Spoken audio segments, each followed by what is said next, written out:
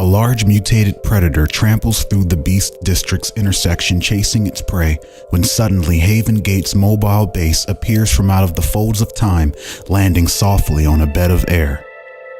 Lethal waves of time ripple outward from its humble impact, exponentially aging every nearby creature into rickety bones. Tempest, excited, though physically and mentally drained, steps off of the temporal podium and stumbles into Jared's arms. Jared congratulates him on his success. When Circuit walks into the room, followed by Jacob, who is carrying Chronicle over his shoulder.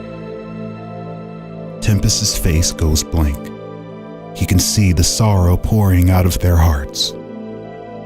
He knew what this meant. Numb, Tempest turns to Circuit and asks him to find the whereabouts of his daughter. Circuit regretfully looks to the floor. The neon orange light on his helmet dims. Jacob throws Chronicle to the floor and lets Tempest in on the mystery surrounding the disappearance of his daughter. The sky is glowing, the sea is warming up, mutants all over the world are sick and over-mutating. You know, there's a lot going on. Things that used to be above my pay grade. Jacob takes a swig of Dulaman Fire whiskey and wipes his beard. But there's hope. There's us. He places his hand on Tempest's shoulder and asks him what the next move is.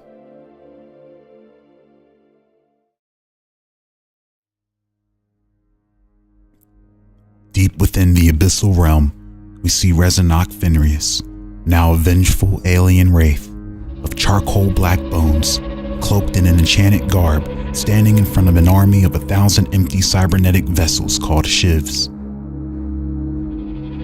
These were living vessels cloned from the DNA of Gate agents courtesy of enslaved Gate scientists forced into labor by Ivan Bakura. Rezanok remains silent, his skeletal eye sockets glowing red as he examines the ancient alien arm that is the Fist of the Endless now bound to him. He waits patiently for some free time to handle his own business that he would like to tend to.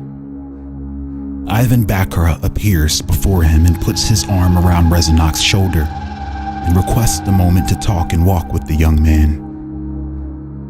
Ivan shares his plans, most of which involves Rezanok taking care of some of Ivan's cockroaches.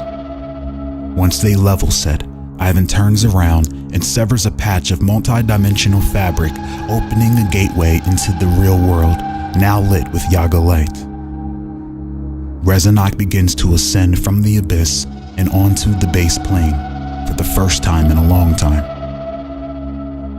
Ivan then laughs and void steps into the center of the Ichormancer and hooks himself into it like a battery. He grimaces. All in now. I'm calling your bluff, Yaga. The Ichormancer begins to glow with radiant green light. Civilians stop in their tracks and cars pile up as everyone watches in awe as Rezanok steps through the large glowing dimensional tear. What are Rezanok and Ivan's plans? What are Rezanok's intentions? And how will it affect everyone else? Meanwhile, Selena Wren's bodiless essence desperately searches the Nibu Council corridors for a target. She expends her last bit of power in order to hijack a body before she is pulled back into the abyssal realm. Time was of the essence.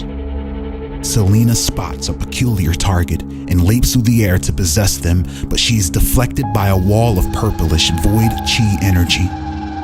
She fails tremendously and begins to sink and fade into the void when suddenly she is yanked back out and has her body forcefully thrown into a humanoid vessel completely comprised of void magic. Selena doesn't understand. However, she realizes she once again is inside of a beautiful, majestic body far surpassing the human body gifted to her by her brother Ivan. Selena turns to the one responsible and who was once her target. She was mystified by the mysterious stranger.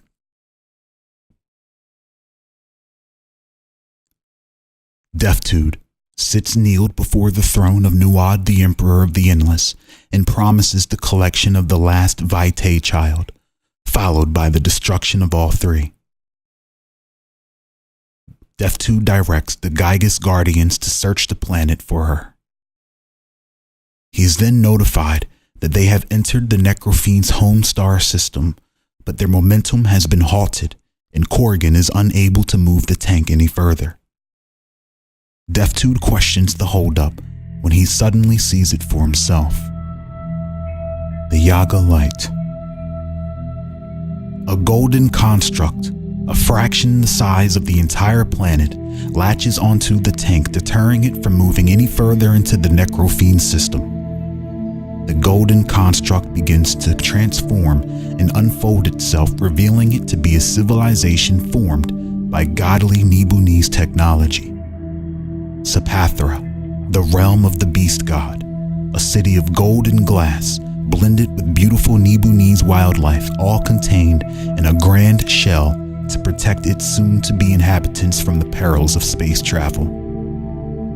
It was a new home, firstly for the Nebi children of Mama Yaga, prisoners of corruption, and then for anyone else who wished to shed their vessels formed by dark Takena magic chained to the Necrophiend's soul matrix. Departing from the city and boarding the tank, we see a large golden wolf and several balls of light blast through the tank's atmosphere, shattering it and allowing Sapathra to enter the tank. The wolf morphs within a ball of pulsating golden light, revealing it to be Makai himself, child of death and life. Beside him, the balls of life morph into allies sent to accompany Makai on his crusade, one being Vector Issa. Freedom by way of destruction. There is no one more fitting than Makai to carry out such a divine task.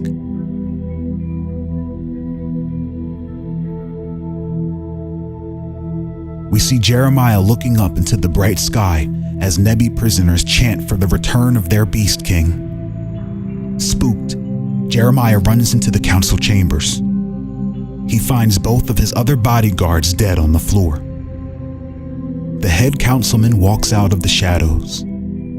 Jeremiah commands him to start explaining or he'll tell the queen to execute him. Jeremiah was fed up with their incompetence.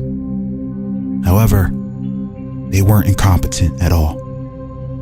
The councilman doesn't even bat an eye and stands confident. He tells Jeremiah that his time is up. Whispering and chanting can be heard approaching from around the corner. The remaining several council members arrive, escorting a hooded young man. The councilmen reveal that they have been harboring and raising the sacred second seed of the Void Mother, their appointed leader of Nibu. That's right. The council's plans ran deeper than the destruction of Mama Yaga. The Void Mother was prepared for Mama Yaga's offspring and the second coming of Yaga.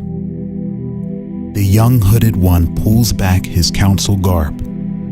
Long dark dreads and dark skin, gray eyes and purple chi tattoos painted across his chiseled body.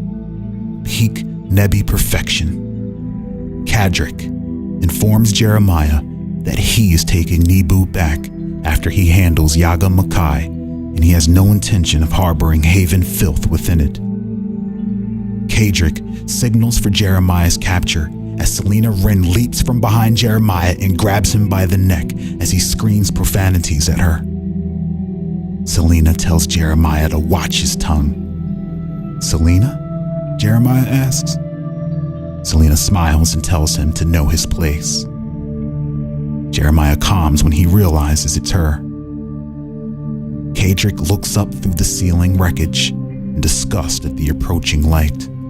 The second son of the Void Mother, the seed of a Nebi woman, risen from the soil of Nibu itself over thousands of years, has come for his birthright.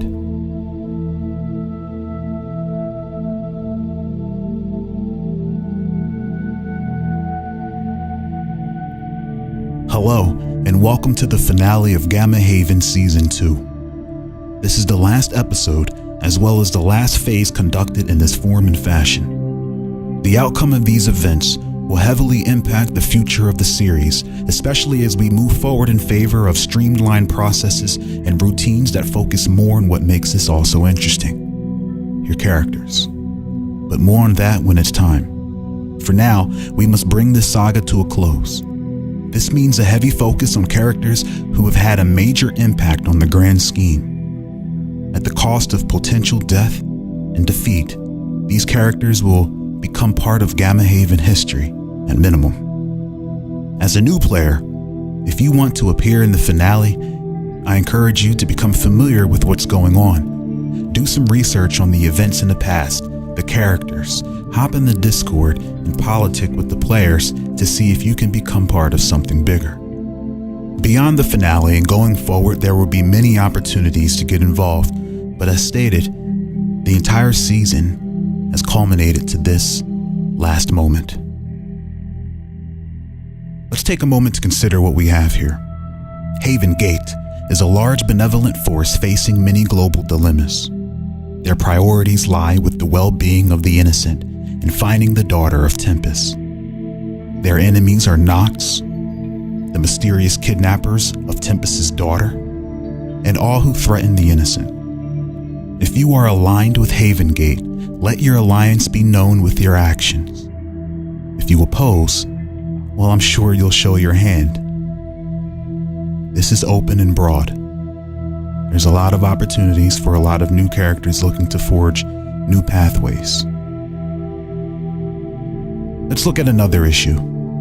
The overarching threat. The Necrofiend, aka the Endless. The Necrofiends are trying to turn the planet into a farm. A planet used to create G-types to become bodies for other Necrofiend liches.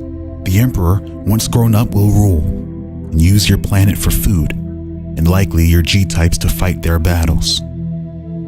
Not many characters have been chosen to work with the Necrofiends. Working with them doesn't make your character evil either. You are all their creation. This is nature. And not all G-types were created equally. See, the Necrofiends are intelligent beings.